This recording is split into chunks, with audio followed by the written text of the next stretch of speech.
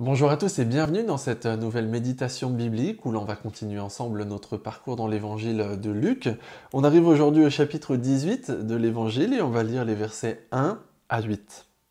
Pour montrer qu'il est nécessaire de prier constamment sans jamais se décourager, Jésus raconta à ses disciples la parabole suivante. Il y avait dans une ville un juge qui ne craignait pas Dieu et qui n'avait d'égard pour personne.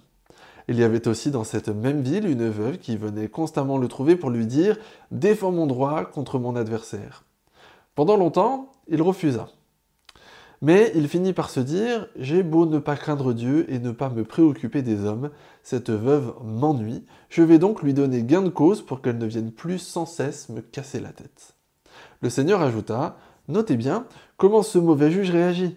Alors, pouvez-vous supposer que Dieu ne défendra pas le droit de ceux qu'il a choisis et qui crient à lui jour et nuit, et qu'il tardera à leur venir en aide?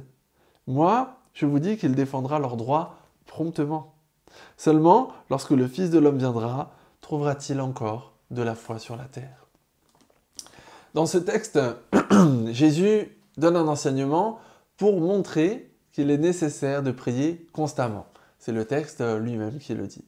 Et pour cela, il va raconter une parabole, c'est-à-dire une histoire fictive qui a pour but d'illustrer les choses pour donner un enseignement.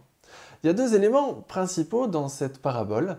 Il y a l'attitude du juge et puis il y a l'attitude de la veuve qui vient demander gain de cause. Le juge d'abord. Dans l'histoire, c'est quelqu'un qui ne craint pas Dieu et qui n'a d'égard pour personne. En d'autres termes, il n'a pas la foi et en plus de ça, il est assez méchant.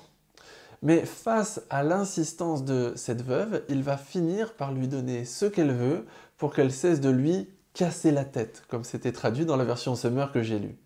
Ce juge, en fait, il ne se soucie pas vraiment de savoir s'il applique la justice. Il cède face à la veuve parce qu'il en a marre qu'elle vienne l'embêter. L'attitude de la veuve ensuite. On ne sait pas grand-chose de ce qu'elle demande. On ne sait pas non plus, on ne sait pas ce qu'elle veut. Tout ce qu'on sait, c'est qu'elle veut que le juge défende son droit contre son adversaire. On ne connaît pas les détails de l'affaire et en fait, on ne sait même pas si elle est vraiment dans son bon droit dans cette affaire. Mais on sait qu'elle va obtenir gain de cause à force de persévérance et d'insistance. Alors pourquoi Jésus raconte cette histoire pour nous encourager à prier? Eh bien pour nous montrer que même si un juge injuste et méchant peut plier devant l'insistance d'une veuve qu'il ne considère pas, eh bien Dieu, lui, qui est le juge parfait, qui est plein d'amour pour nous, nous écoutera d'autant plus nos prières pour y répondre. Il défendra promptement le droit de ceux qu'il a choisis et qui crient à lui jour et nuit, sans tarder à leur venir en aide. Évidemment, Jésus s'adresse au peuple d'Israël, qui est ce que Dieu a choisi. Il s'adresse aussi à nous, à qui Dieu a tendu cette main, à nous qu'il a choisi aussi en mourant pour nous sur la croix. Mais est-ce que nous sommes vraiment de ceux qui crient à lui jour et nuit?